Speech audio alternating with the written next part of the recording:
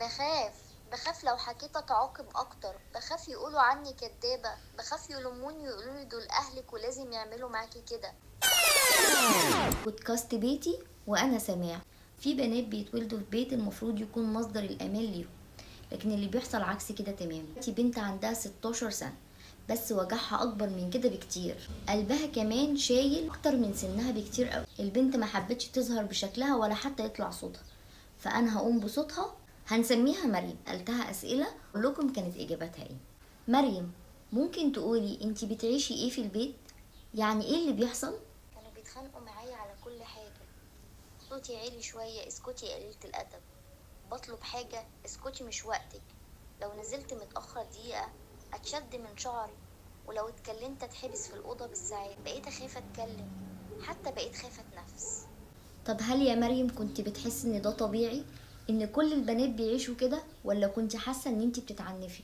زمان كنت فاكرة إن ده طبيعي، لحد ما شفت صحابي بيتكلموا عادي مع أهاليهم، بيضحكوا معاهم وبينزلوا برضاهم، وفي لغة حوار كده، وبيحبوا بعض. أنا عمري ما حسيت إني محبوبة، أنا دايما بس في البيت غلطانة. ليه ما لجأتيش لحد كبير، مدرسه او صاحبه او حد من العيله؟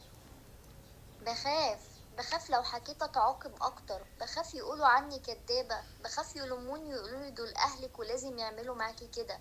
انا اصلا مش عارفة اذا كنت انا السبب ولا لأ. لا حبيبتي، مش انتي السبب خالص. انتي في سنك ده، انتي طفلة، مش لازم تتعاقبي على كل صغيرة وكبيرة بتعمليها. انتي في سن لسه بتتعلمي. طيب لو في حد في سنك يا مريم دلوقتي بيسمعك، تحبي تقولي ايه؟ احب اقول لها لو بتعدي باللي انا بعدي بيه مش انتي ابدا اللي غلطانة. حاولي تكتبي وتحكي وتخرجي كل اللي جواكي باي طريقة. خدي بالك من نفسك واوعي تصدقي انك تستحقي كل الوجع ده.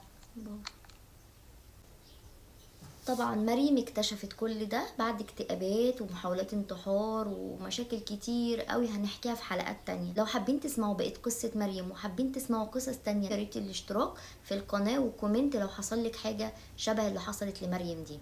لو بتسمعيني والكلام لمس قلبك فاعرفي انك مش لوحدك. شاركي في التعليقات وياريت الاشتراك في القناة.